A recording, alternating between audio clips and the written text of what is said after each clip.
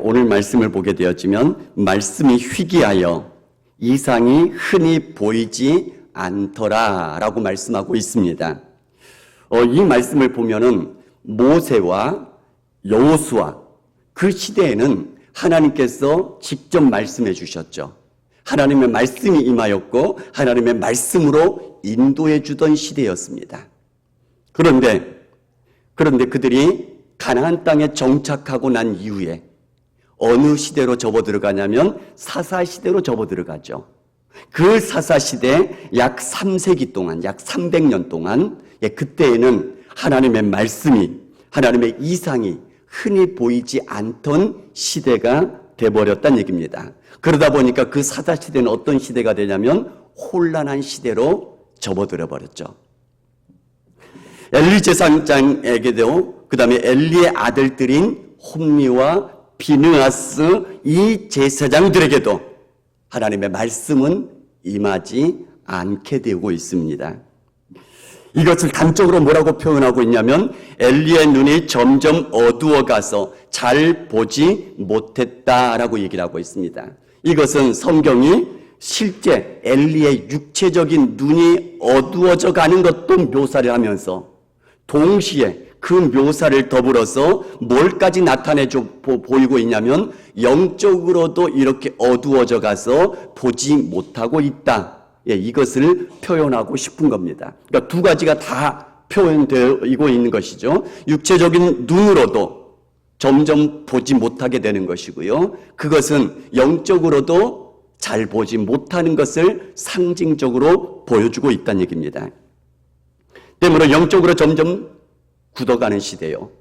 점점 병들어가고 있는 시대다라고 표현해 주고 있는 것입니다.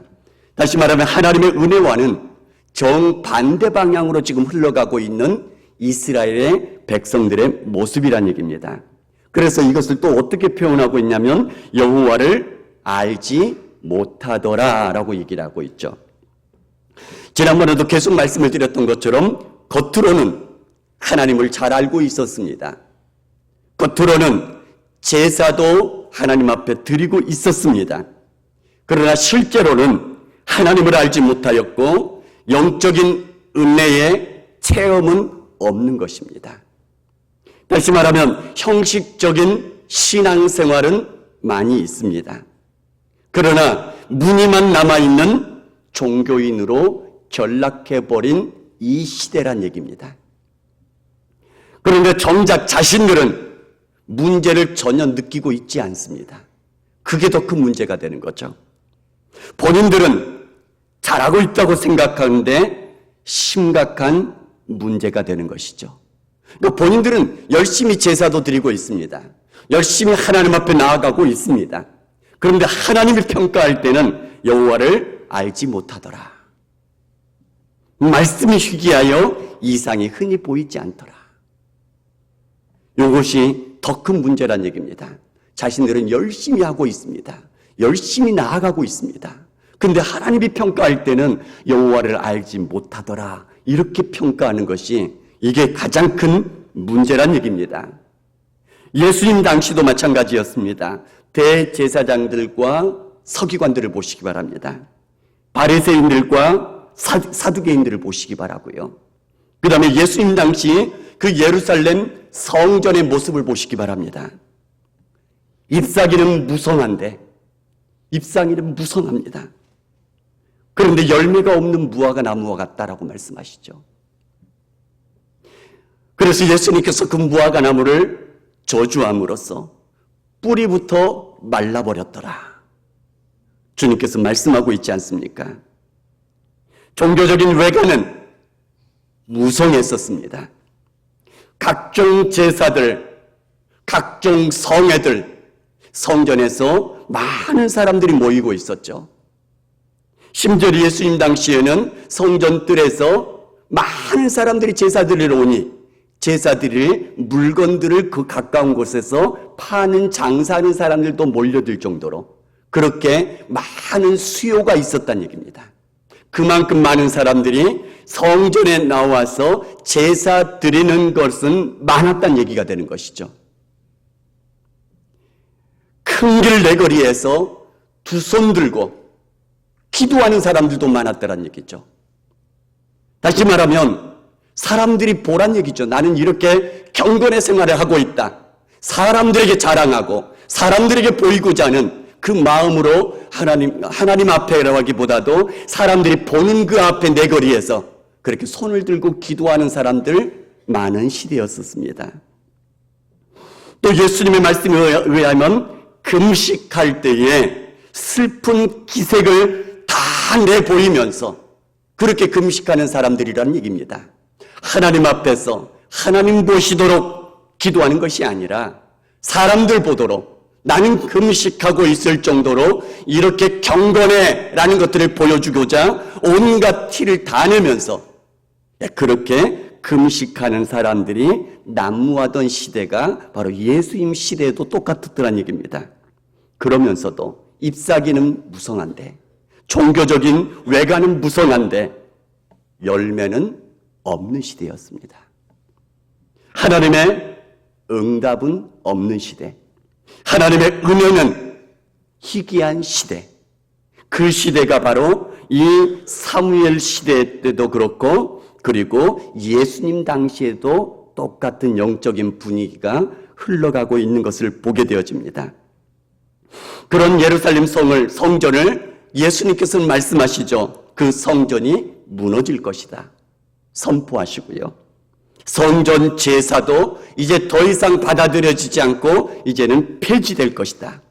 그러면서 선포하시는 것이 돌 하나도 돌 위에 남기지 않고 이 성전이 무너질 것이다 라고 선포하셨던 것이 바로 예수님 당시에 그 시대에 종교적인 잎사귀는 무성한데 열매 없는 그 시대를 향한 예수님의 심판의 메시지였다는 얘기입니다. 지금 이 엘리 제사장 시대에도 바로 엘리의 눈이 점점 어두워져가서 잘 보지 못하더라.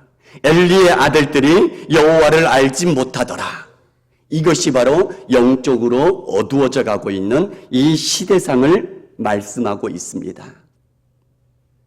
그런데 그럼에도 불구하고 하나님의 등불은 아직 꺼지지 않았더라라고 말씀하고 있습니다. 이것은 실제 성전에서 하나님의 등불이 안 꺼지고 꺼지지 않고 여전히 타오르고 있는 그것을 묘사를 하고 있습니다. 그런데 그것으로만 끝나는 것이 아니라 영적인 분위기도 또한 같이 상징적으로 말씀해주고 있다는 얘기죠. 때문에 하나님의 말씀을 희귀하여 이상이 흔히 보이지 않는 이유는 하나님이 졸거나 주무신 것이 아니라 바로 하나님의 말씀을 받는 사람들의 태도가 말씀을 받을 태도가 아니기 때문에 그 말씀이 임하지 않고 있다라는 것입니다. 그런데 아이 사무엘에게 하나님의 말씀이 드디어 임하기 시작합니다. 그가 하나님의 궤에 있는 하나님의 전 안에 누웠을 때에 하나님께서 사무엘을 부르시기 시작했다라고 말씀합니다. 사무엘아 부르시자 엘리에게 달려가서 내가 여기 있나이다. 엘리가 얘기를 합니다. 내가 부르지 않았으니 다시 가서 누우라 라고 얘기를 하죠. 두 번째 또 사무엘을 부릅니다. 똑같이 엘리에게 달려가죠. 그런데 성경 7절에 뭐라고 얘기하냐면 이 사무엘이 아이 사무엘이 아직 체험한 적이 없다라고 얘기를 합니다. 하나님의 말씀을 들은 적도 아직은 없어서 지금 부르는 하나님의 음성이 들리는데 그것을 엘리 제사장이 부르는 것으로 여기고 엘리에게 달려가고 있는 것이죠. 똑같이 내가 부르지 않았으니 가서 누우라 라고 해서 다시 누웠습니다. 세 번째 하나님께서 사무엘을 부릅니다. 그때 엘리에게 달려가서 똑같이 내가 여기 있나이다 라고 사무엘이 얘기를 하자 엘리가 그때에서 깨닫습니다. 하나님께서 이 아이를 부르신 줄을 깨닫고는 아이에게 얘기를 해주죠. 또 부르시거든 여호와여 말씀하옵소서 종이 주의 종이 듣겠나이다 이렇게 말하라고 알려주죠. 그래서 사무엘이 다시 자기 처소에 가서 누웠습니다. 네 번째, 하나님께서 사무엘을 부르십니다. 사무엘아, 사무엘아.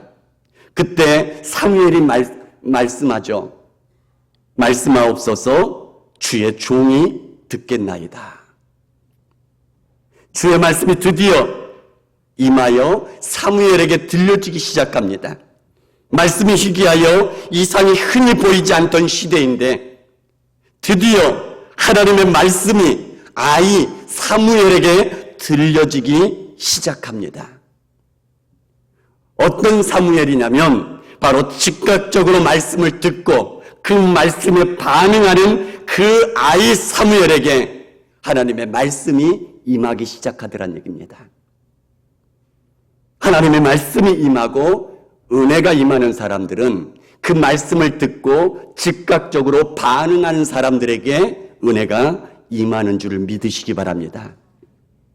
이사야서 6장에 보면 하나님께서 이사야를 하늘 성전으로 끌고 올라갑니다. 그리고 하늘 성전에서 하나님의 위대한 모습을 보여주시고 이사야를 부르십니다.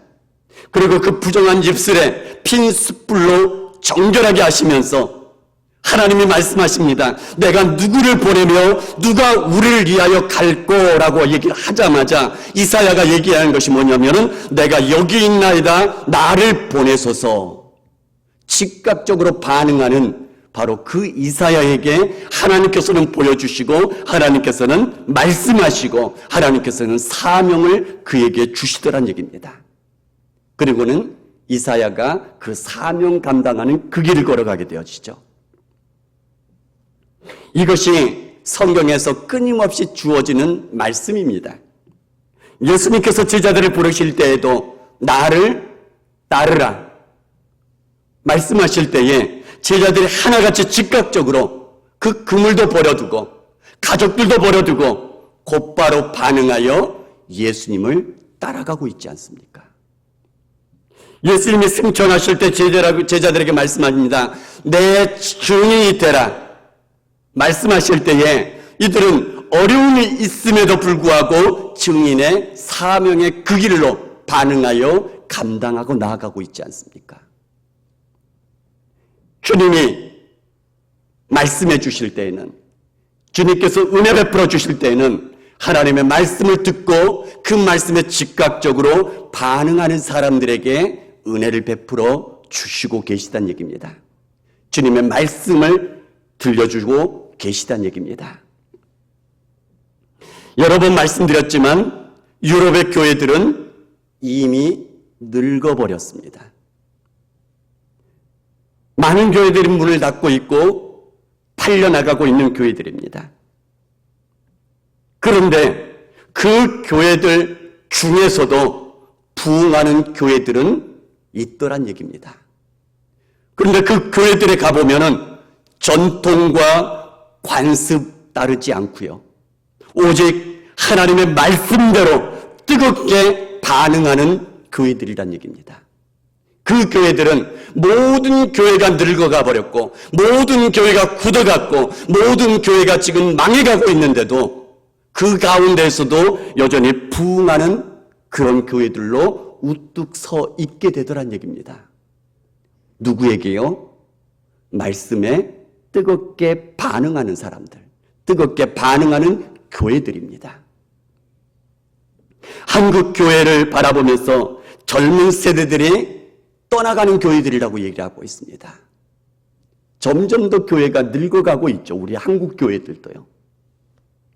그런데 포드교회라는 얘기를 들었습니다. 포드교회, POD. 개척한 지 2년 반 정도밖에 되지 않았습니다. 그런데 2년 반 만에 2,500명이 넘어간답니다. 90% 이상이 청년 세대들이랍니다. 예배 실황을 봤습니다. 봤더니 뜨겁고 열정적으로 찬양하며 기도하며 예배드리고 있습니다. 누가요? 젊은 세대들이요. 뭐가 있을까요, 거기에는? 뭐가 다를까요? 하나님의 말씀에 뜨겁게 반응하며 그 말씀에 반응할 준비가 되어 있는 사람들, 그 사람들에게 하나님의 은혜가 임하며 하나님의 말씀이 임하고 있다는 얘기입니다. 자, 그러면 말씀을 듣고 그 말씀에 반응하는 사람들은 어떤 사람들인가? 하나님의 말씀이 어쩌다 한번 임할 때에 그때 반응한다? 이건 안 됩니다. 이건 잘 안 됩니다. 그럼 무엇이냐면 이 사무엘을 보시기 바랍니다. 평소에 하나님 앞에 여전히 서서 나아가는 자세가 있었습니다. 하나님 앞에 여전히 나아가는 시도들이 계속 있었습니다. 하나님의 작은 말씀 하나하나도 소중하게 순종하려고 하는 그 마음들이 쌓이고 쌓여가고 있었는데 그 중에 하나님의 말씀이 떨어지니 거기에 즉각적으로 반응하게 되더란 얘기죠. 엘리 제사장과 아이 사무엘을 한번 비교해서 보시기 바랍니다. 엘리 제사장은 나이도 많습니다. 경험도 많습니다. 지위도 높습니다. 아이 사무엘은요, 다 어리죠. 엘리 제사장은 이스라엘의 제사를 지키는 자였습니다. 그럼에도 불구하고 심지어는 자기 가정의 제사조차 지키지 않은 사람입니다. 자기 아들들이 저주를 자청하되 금하지 않았다라고 얘기를 하고 있죠. 말씀에 순종함이 없었다라는 얘기입니다. 그 아들들 율법의 말씀을 거절하는 사람들이었습니다. 삶은 고기들을 율법대로가 아니라 말씀대로가 아니라 자기 마음대로 가져가죠. 피채 먹으면 안 된다고 얘기를 하는데도 날것에 빼앗아가고 있었죠. 드리려고 하는 태도가 아닙니다. 자기네들에게 듣기 좋은 말만 골라 듣는 태도란 얘기죠. 이들이 바로 엘리 제사장이요, 엘리의 아들들 홈리와 비느하스 제사장들의 태도였었습니다. 그러나 반대로 아이 사무엘을 보시기 바랍니다. 믿음으로 신실하게 따르는 믿음입니다. 단편적으로 세마포 에봇을 입고 하나님을 섬겼다라고 말씀하는데 아직 제사장이 아닙니다. 제사장의 사환입니다. 종입니다. 아직 세마포 옷을 입지 않아도 되는 상황이죠. 그럼에도 불구하고 더 잘 섬기고자 세마포 에봇을 입고 하나님 앞에 나아가고 있는 하나님을 향한 마음의 자세를 엿보고 있습니다. 여호와의 궤에 있는 전 안에 누워있다라는 거죠. 늘 하나님 가까이 있는 그런 모습을 보게 되어집니다. 사무엘의 가정도 매년절에 하나님께 드리면서 아이 사무엘이 하나님을 잘 섬기도록 물심양면으로 돕고 있죠. 사무엘도 그렇고 가정도 돕고 있습니다. 그런 사무엘에게 죽어야 한 옛 시대에 대한 말씀, 엘리 가문에 대한 심판의 말씀을 들려주었습니다. 전달하기가 몹시 곤란하고 두려웠다라고 얘기를 하고 있죠. 그럼에도 불구하고 그 말씀을 그대로 다 전하고 있습니다. 전하는 것이 두렵죠. 왜냐하면 엘리 가문에 대한 심판의 메시지인데 엘리에게 직접 얘기한다는 거 두렵지 않겠습니까? 아이 사무엘인데요. 그럼에도 불구하고 하나님의 말씀이니 말씀 그대로를 그대로 다 전하고 있더란 얘기입니다. 순종하고 있다라는 거죠. 만약에 이런 심판의 말씀을 엘리 제사장이 들었을 때에는 당연히 반응하는 입장이라면 어떻게 되냐면 그 말씀 앞에 회개하고 돌이키는 반응을 보였어야만 됩니다. 그냥 말씀대로 이루어 주옵소서 순종하는 것처럼 보이죠. 근데 하나님 앞에 반응은 그게 아니란 얘기입니다. 심판이 떨어지면 그대로 이루어 주옵소서 이런 게 아니고 하나님 앞에 엎드려서 회개하는 것이 진정으로 반응하는 모습이란 얘기입니다. 우리가 잘 아는 것처럼 니느웨 성 사람들에게 요나가 가기 싫음에도 불구하고 억지로 가서 하나님의 심판을 선포했습니다. 그때 니느웨 성 사람들이 뭘 어떻게 했죠? 바로 죄를 뒤집어 쓰고 옷을 찢으면서 금식하며 회개하기 시작하지 않습니까? 그러니까 하나님 앞에서 살림을 받게 되는 것입니다. 살게 되는 거죠. 말씀을 결론 짓습니다. 하나님 앞에 늘 나아가기 위해서 애써가는 사람, 사소한 성경 말씀 한마디에도 순종하려고 노력하며 애써가는 사람들에게 진정한 하나님의 말씀이 임할 것이고 하나님의 은혜가 임하게 될 것입니다. 그 말씀을 듣고 그 말씀에 즉각적으로 반응하는 사람들 될 수 있기를 주님의 이름으로 축복합니다. 그러면 그 사람과 하나님께서는 함께 계셔서, 다시 말하면 임마누엘 하나님으로 함께 계시고, 신약의 언어로 얘기를 하면은 성령으로 충만하게 함께 해 주실 것이고, 그러면서 그의 말이 하나도 땅에 떨어지지 않게 해 주실 거라고 약속하십니다. 그러므로 온 이스라엘이 사무엘은 여호와의 선지자로 세우심을 입은 줄을 알았더라 라고 말씀하고 있죠. 이 말은 사무엘상 2장 26절과 똑같은 말씀인데, 아이 사무엘이 점점 자라매 여호와와 사람들에게 은총을 더욱 받더라. 하나님의 말씀을 듣고 하나님의 말씀에 반응하며 나아가게 될 때에 하나님의 함께 하시는 은혜가 임하게 될 것입니다. 그러므로 하나님의 은혜가, 하나님의 은총이 점점 더 많아지는 그런 사람 되게 해 주실 줄 믿습니다. 우리 모두가 다 하나님 앞에서, 사람들 앞에서 하나님의 은총이 차고 넘칠 수 있는 그런 은혜의 사람들 다 될 수 있기를 주님의 이름으로 축복합니다.